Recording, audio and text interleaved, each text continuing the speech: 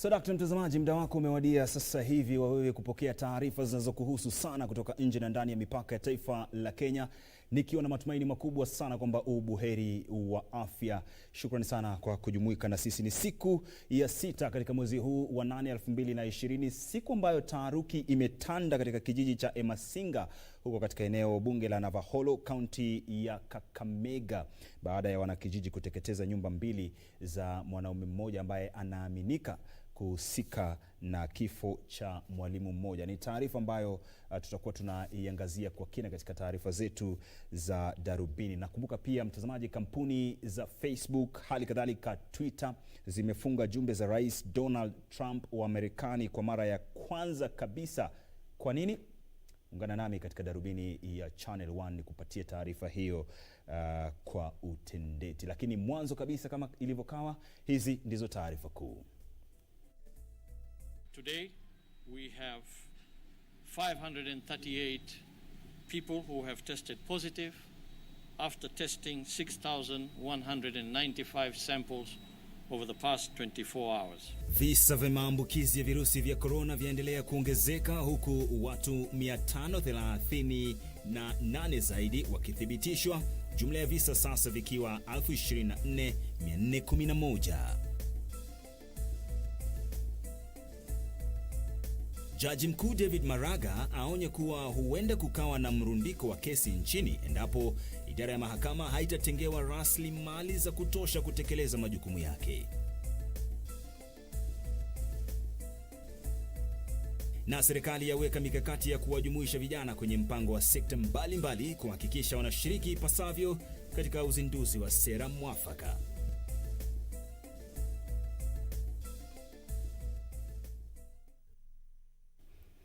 Lensa Odingo huyu hapa mtazamaji. Mimi naitwa Isaac Lemoka. Kwenye mitandao ya kijamii Facebook na Twitter tupo wazi at KBC Channel 1 na vilevile www.kbc.co.ke ndo tovuti yetu rasmi.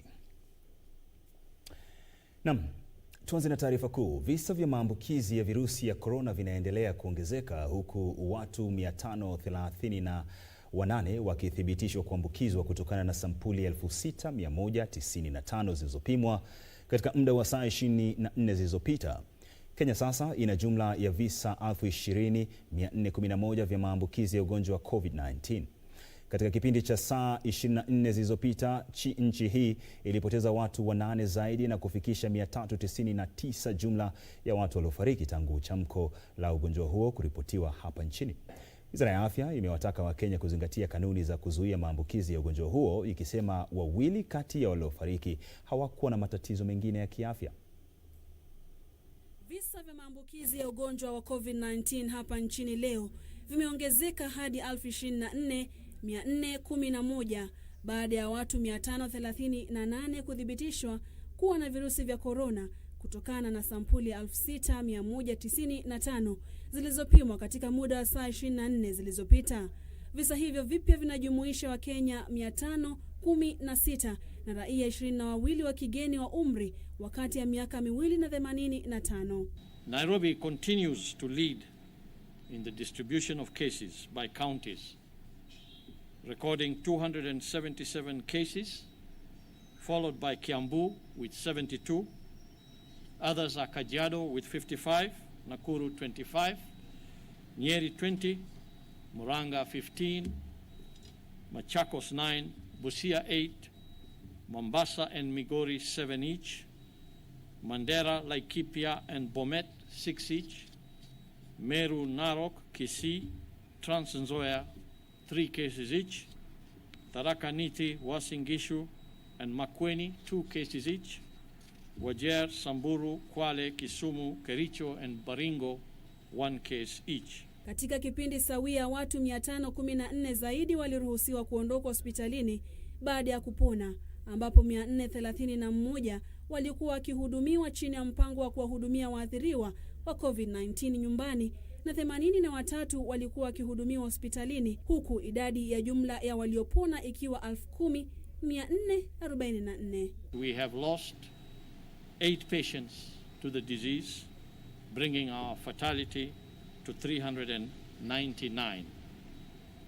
Of these 8 patients, 6 of them had underlying conditions. Only 2 did not have any underlying condition. Nchi hii imepima jumla ya watu 385,318 hadi sasa. Wakati huo huo, Kenya imeungana na ulimwengu katika kuadhimisha wiki ya unyonyeshaji watoto, huku wataalam wakisisitiza kuhusu umuhimu wa kunyonyesha watoto wachanga kwa angalau miezi 6, wakisema hatua hiyo inaweza kuokoa watoto wapatao 800,000 kote duniani kila mwaka kwa kuimarisha kinga za miili yao. Only 3 out of 5 children in Kenya are exclusively breastfed in the first 6 months, which means that most infants in the community are deprived of major nutritional, immunological and psychological benefits which breastfeeding confers. And the mask needs to be worn also while feeding the baby, and they need to routinely clean and disinfect very frequently all the surfaces in the household. That is a safe manner to continue practicing breastfeeding during COVID-19 outbreak, which is very important. Ladies and gentlemen, according to UNICEF and WHO, increasing breastfeeding to universal level or nearly universal level of around 100% could save more than 800,000 lives of baby every year across the world. And the mask needs to be worn also while feeding the baby, and they need to routinely clean and disinfect very frequently all the surfaces in the household. Purity Museo, Darubini. Shukrani sana Purity Museo kwa taarifa hiyo. Sasa tuangazie taarifa inayohusiana na agenda ya vijana, na sasa serikali inaweka mikakati ya kuwajumuisha vijana kwenye mpango wa sekta mbalimbali kuhakikisha kuwa wanashiriki ipasavyo katika uzinduzi wa sera mwafaka. Akiongea wakati wa uzinduzi wa hafla ya juma moja ya maadhimisho ya siku ya kimataifa ya vijana itakayosherehekewa tarehe 12 mwezi huu, Waziri wa Habari Joe Musheru alisema mbinu hiyo mpya itawezesha vijana kupokea huduma za serikali. Kamchemenza ana taarifa hiyo kikamilifu. Tarehe 12 mwezi huu taifa hili litajiunga na jamii ya kimataifa katika kuadhimisha siku ya vijana duniani. Waziri wa Habari na masuala ya vijana Joe Musheru akizindua maadhimisho hayo ya juma moja amedokeza kuwa wizara hiyo imechukua hatua mahsusi ya kuwawezesha vijana kutekeleza wajibu muhimu katika uvumbuzi na matumizi ya teknolojia. Musheru amesema mpango huo mpya unaojumuisha sekta tofauti tofauti utaleta pamoja wadau wengine kama vile Wizara ya Mazingira pamoja na wadau wa sekta ya kibinafsi kuwezesha vijana kupata huduma za serikali kwa urahisi.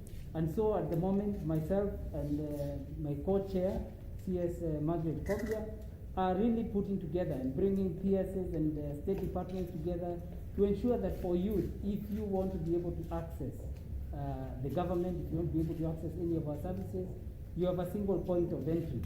And so we will be putting that together, and throughout this week you will see that that is the case. Wakati wa maadhimisho hayo ya juma moja, vijana kote nchini watashirikishwa katika shughuli tofauti tofauti kama vile upanzi wa miti miongoni mwa mambo mengine. But taking care of our livelihoods, this is the economy, looking at that from talent, ensuring that we have the right equipment that is available so that we can be able to record, whether it is music, whether it is film. All these are things that we're putting in place. The President has directed us to undertake a massive tree planting exercise, 2 billion trees by 2022. And we can do it. We need the youth to come and take the front line in working with us, undertaking tree planting activities. We want the youth to join us in establishing tree nurseries for their income, for distribution to their families, for distribution to the schools. Wakati huo Musheru amewahakikishia vijana wanaoshiriki kwenye mpango wa kazi mtaani kuwa watapokea malipo yao kwa wakati. Katibu mwandamizi katika wizara hiyo Nadia Ahmed alihudhuria hafla sawia huko Mombasa, ambapo pia aliwahakikishia vijana wanaoshiriki kwenye mpango huo wa kazi mtaani kwamba watapokea malipo yao. Kamchemenza, Darubini ya Channel 1. Vizuri sana Kamchemenza. Tuelekee Kakamega. Hali ya taharuki imetanda katika kijiji cha Emasinga, eneo bunge la Navaholo, kaunti ya Kakamega, baada ya wanakijiji kuteketeza nyumba mbili za mwanaume ambaye wanaamini kwamba alihusika kwenye kifo cha mwalimu mmoja. Wanakijiji wanadai mwalimu huyo alichukuliwa nyumbani kwake na watu waliodai kuwa polisi na baadaye kuuawa. Vifusi hivi vya nyumba vinabainisha hasira waliokuwa nayo wakazi ambao walikuwa wakilipiza kisasi baada ya kutekwa nyara na kuuawa kwa mwalimu mmoja wa shule ya upili. Wanakijiji wa Emasinga, eneo bunge la Navaholo, kaunti ya Kakamega, waliteketeza nyumba mbili za mzee Clastus Weremba Opondo kwa tuhuma za kuhusika kwenye kifo cha mwalimu wa shule ya upili ya Munkaka aliyepigwa risasi na watu wasiojulikana waliokuwa wamejihami kwa bunduki aina ya AK-47. Violet Opon, dadake marehemu, anadai vijana wawili waliokuwa wamejihami kwa bunduki walifika bomani humo wakidai kuwa maafisa wa polisi na kumchukua nduguye. Kwa sababu gani? Ya shamba. Shamba wamekawanya, lakini wanaona tu shamba yenye wamekawa ni ndogo, wause yenye imepaki wakule, na wameusa, wamekula. Tena wanaua Ernest kufuate kwa shamba yenye wameusa. Hatujui maisha ya hapa kwa mzee Peter Ndeke. Hatutaki mambo ya kufunika maneno alafu vifo siendelee. Serikali iingilie hii maneno kati, isaidie hii familia, tutatue msoso wa shamba, kwa sababu sisi tunapinga shamba, mzee anauza shamba kutoka chini anaelekea juu. Familia hiyo inadai mwalimu huyo aliuawa kufuatia ugomvi na mamake wa kambo na babake kuhusu kipande cha ardhi ambacho waliuza bila kuhusisha familia. Kwingineko, mwili wa mwanamke mwenye umri wa miaka 39 ambaye alizama kwenye kivutio cha watalii cha Thompson Falls mjini Nyahururu alipokuwa akipiga picha majuma mawili yaliyopita hatimaye umeopolewa. Mwili wa Jemima Oresha uliopolewa Jumatano jioni na wanakijiji na waokoaji. Mama huyo wa watoto watatu alikuwa amesimama kwenye jiwe karibu na mto wa Sonarok ambao uko chini, huku nduguye akimpiga picha wakati alipoteleza na kuanguka. Kulingana na naibu wa kamishna wa kaunti huko Nyahururu Patrick Muli, mwili wa marehemu ulipatikana na wakazi wanaoishi karibu na mteremko wa mto huo yapata kilomita 5 kutoka eneo la mkasa. Na mwili umeletwa hapa mochari. Tunangojea ifanywe postmortem so that now familia wanaweza chukua waende watayarishi mazishi. Lakini tulikuwa na changamoto, imekuwa tumedelay sana.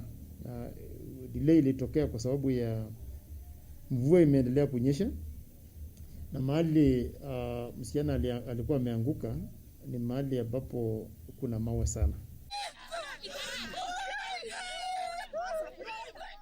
Hatimaye miili ya wavulana wawili ambao walipotea wiki mbili zilizopita kwenye kijiji cha Bibilioni, kaunti ya Kiambu, imepatikana katika kisima cha maji mjini Limuru. Kulingana na wakazi, John Jenga mwenye umri wa miaka 13 na Kelvin Kariuki mwenye umri wa miaka 10 walikuwa wakilisha mifugo wakati walipotea. Polisi wameanzisha uchunguzi kuhusiana na kisa hicho. Moja akapeleka buzi nyumbani, au wengine sijui kama walirudi hapa kutafuta hizo nini. Wanaenda huko juu upande wa Mlengeti pale kwa nini kwa bridge ile iko pale. Wakati huo mimi sijui ni nini.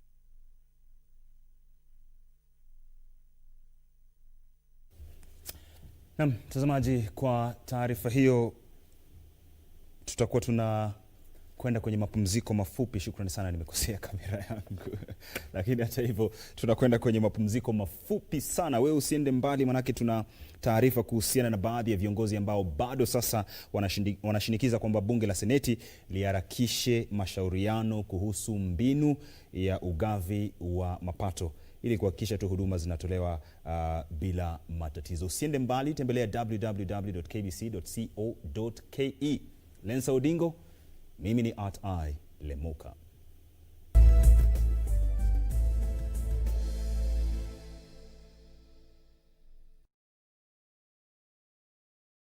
Sisi Kenyans, we are always ready kuzunguka for bidhaa na biashara. So, when the postal sector opened up, kila mtu started sending and selling kila kitu. And now, Kenyans have kadhaa local and international courier service providers and new e-commerce platforms.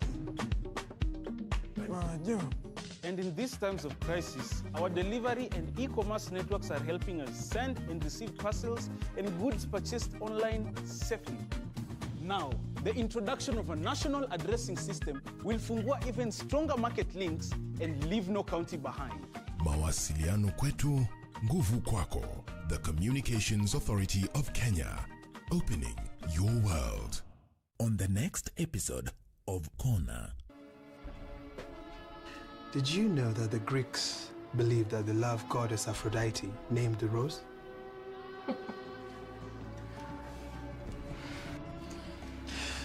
This is not why I'm here. Nilikuja hapa kusaidia wewe na Amani. Hakuna kitu kimechange kati yetu. Tunaweza try. I have to go. Sure.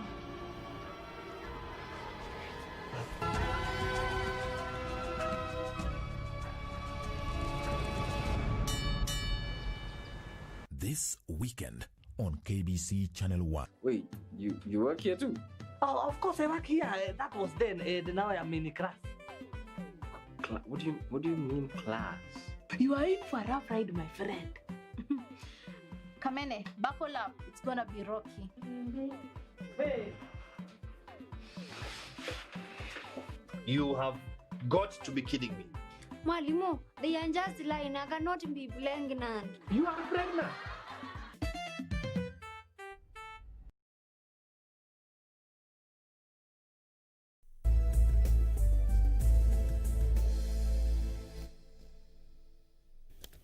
Naam, ni darubini ya Channel 1 na shukrani sana kwa kuzidi kuwa nami katika darubini ya Channel 1. Unamwona huyu ni Lensa Odingo. Mimi ni Lemoka. Moja kwa moja tuingie mahakamani ambapo Jaji Mkuu David Maraga ameonya kuwa huenda kukawa na mrundiko wa kesi humu nchini endapo idara ya mahakama haitatengewa rasilimali za kutosha ili kutekeleza majukumu yake. Maraga alisema licha ya idara hiyo kutekeleza majukumu yake ipasavyo na kupunguza mrundiko wa kesi, idadi ya kesi ambazo hazijashughulikiwa imeongezeka kwa asilimia 6.84 kutoka chini kutokana na kupungua kwa ufadhili wa shughuli zake. Licha ya kupunguza shughuli zake katika juhudi za kuzuia maambukizi ya ugonjwa wa COVID-19, idara ya sheria imeendelea kutoa huduma zake na kufaulu kushughulikia kesi 27,000 huku ikitoa takriban maamuzi 12,000 kati ya miezi ya Aprili na Juni.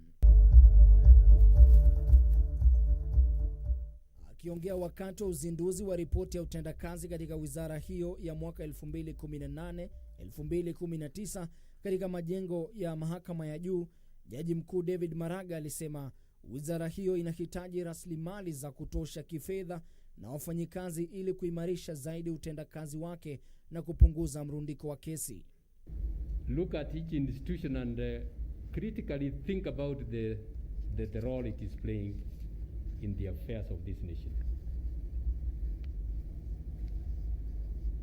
When it comes to the judiciary, I've said many times that the judiciary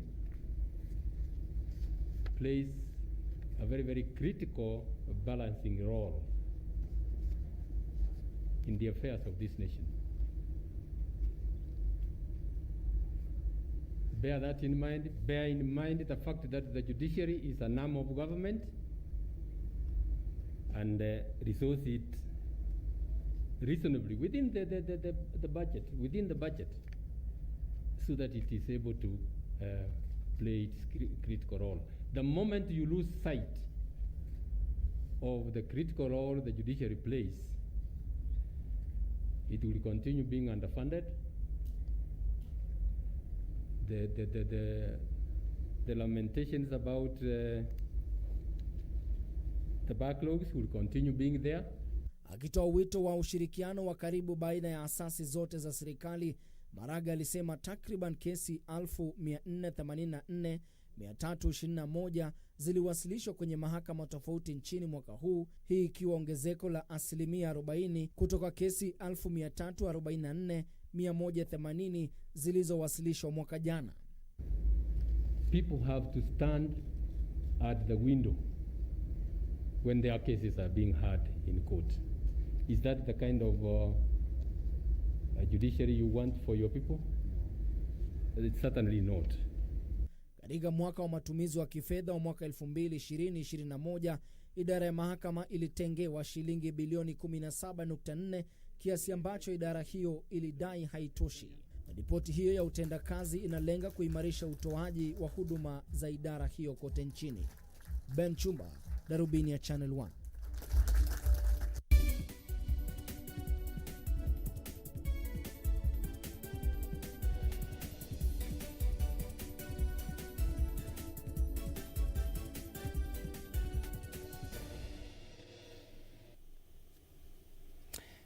Naam, mtazamaji, kapu letu la biashara limejaa hadi pomoni, kwani wafanyabiashara katika maeneo ya Mlima Kenya na kaskazini ya nchi wanahimizwa watumie fursa ya reli iliyokarabatiwa baina ya Nairobi na Nanyuki kusafirisha shehena, kwani ni mbinu ya bei nafuu na salama ya uchukuzi. Katibu katika Wizara ya Mafuta Andrew Kamau amesema kuwa utumiaji wa reli kusafirisha bidhaa za mafuta hupunguza hatari itokanayo na uchukuzi wa barabarani. Kampuni ya kawi ya Vivo iliyokuwa ya kwanza kusafirisha mafuta kwenye reli hiyo ya baina ya Nairobi na Nanyuki. Mnamo mwezi Disemba mwaka 2016, Wakenya walipokea kwa huzuni habari kuhusu vifo na rabsha baada ya gari lilokuwa likisafirisha vifaa vinavyoweza kushika moto kwa urahisi kupoteza mwelekeo na kugonga magari yaliyokuwa yakitoka upande mwingine katika eneo la Karai kwenye barabara ya Nairobi kuelekea Naivasha. One of the things that the government is doing is to designate Nanyuki as a fuel pricing point. That way you can now count from here to where the petrol stations will be, and then we have the full benefit of this installation. Yeah, and other people who want to also invest in fuel stations from here.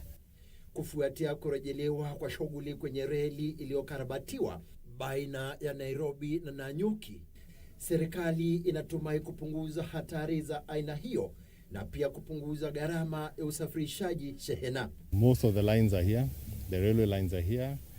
That indicates that fuel used to be moved by rail, which is really the cheapest way to move fuel if you don't have a pipeline. Shirika la reli nchini limesema kuwa limepunguza ada ili kuzihimiza biashara za maeneo ya Mlima Kenya na kaskazini ya nchi kusafirisha shehena kwenye reli hiyo.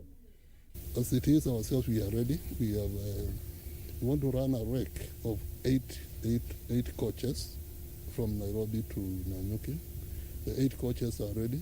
Kampuni ya kawi ya Vivo nchini inanuia kusafirisha lita milioni 15 za mafuta kila mwezi kutoka Nairobi hadi kwenye gala lao mjini Nanyuki. This is a natural place for you, for example, to receive your goods.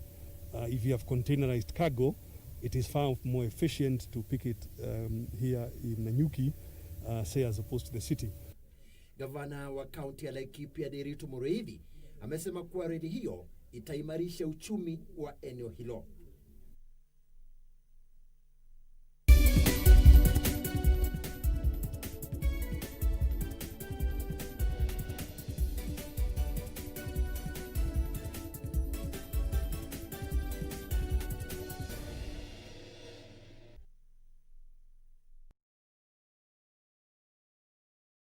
You may be in the pit. You do not see how you could get out. But the good news is that you do not have to get by yourself. The Most High God is about to lift you out. He's about to turn the medical report. He's about to free you. He's about to open new doors, bringing new opportunities, new relationships. Kupata The Pit, bonyeza star 811 star 967 hash. Bonyeza star 811 star 967 hash. The elephants of Ivory Coast gave quite a fight, but they could not match past the pharaohs of Egypt. It's Rumba, and it's there for Harry. who are made to sweat before lifting their 5th Africa Cup of Nations trophy. It's failed by the goalkeeper, and somehow he survives, but is the ball going to go in? It finally does. The good man for the job, I'd say, and he's done it. Egypt, for the 5th time, are African champions. We revisit Cairo this Saturday at 5 p.m. with the final of the 2006 Africa Cup of Nations, only on KBC Channel 1.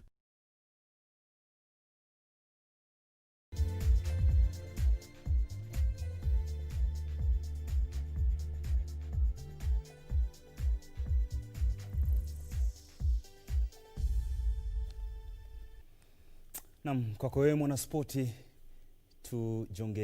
tuingie viwanjani na moja kwa moja tuanze na taarifa inayohusiana na kiungo wa Harambee Stars Johana Omolo ambaye ametia saini mkataba mpya na klabu cha Ubelgiji cha Cercle Bruges.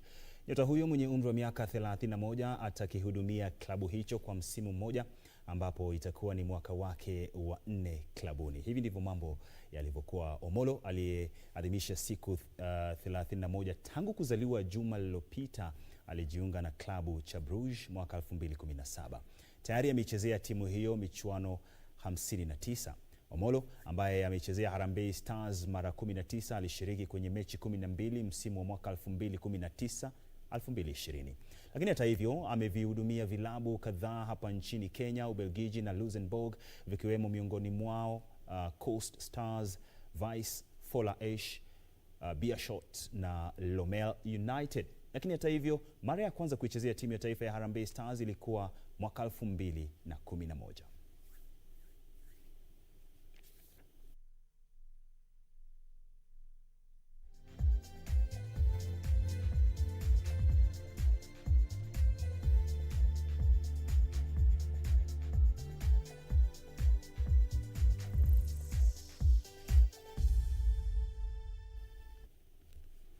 Mtazamaji wengi sana wamekuwa wakitegea darubini ya Channel 1 na kwenye mitandao ya kijamii Facebook na Twitter. Natoa shukrani zangu kwa niaba ya wenzangu wote tunaoshirikiana katika kukuletea taarifa hizi na nyingine. David Kapole unasema ulikuwa unatizama kutoka Nyandarua, pamoja na David Wambugu, hali kadhalika Eric Orina kutoka County 035 na Kerry Esteri pia, alafu kutoka Nyacheki ni Joseph Machuki, Charles Mushi. Asante KBC kwa taarifa nzuri sana. Zidi kuwa nasi kwenye vipindi vyetu na hali kadhalika pia taarifa zetu za saa 3 leo usiku kwa lugha ya Kiingereza. Hiyo kesho darubini itakuwepo hewani muda na wasaa kama wa leo. Shukrani tena sana kwa utazamaji wako, na kwa niaba ya wote walioshiriki katika kufanikisha darubini ya Channel 1 akiwemo Lensa Odingo huyo hapo, mimi ni Lemoka na nimetoka na kuacha na utabiri wa hali ya hewa.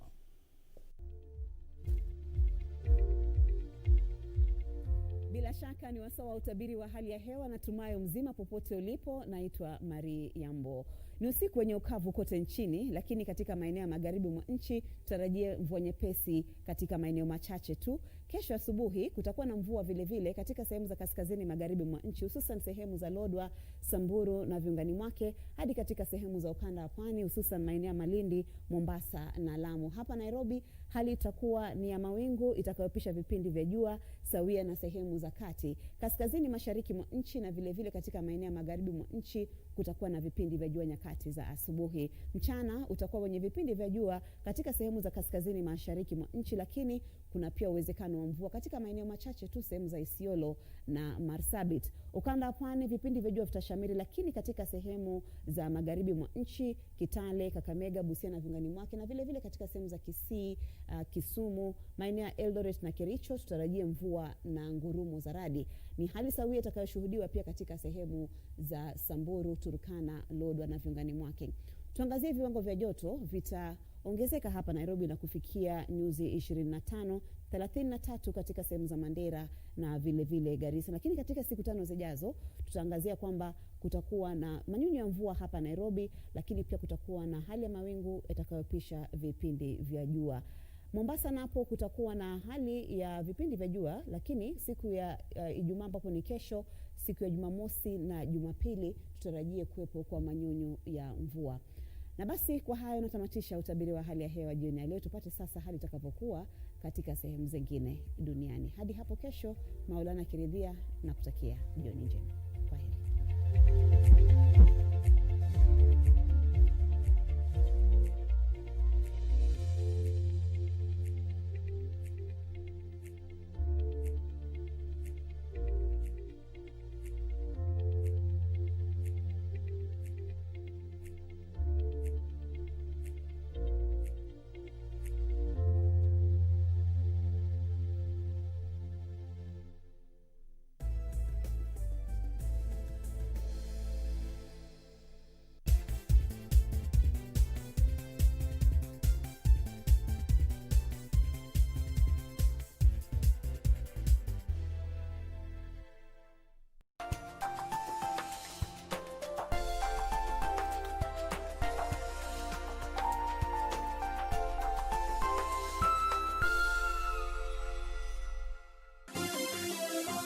Vera Beauty College.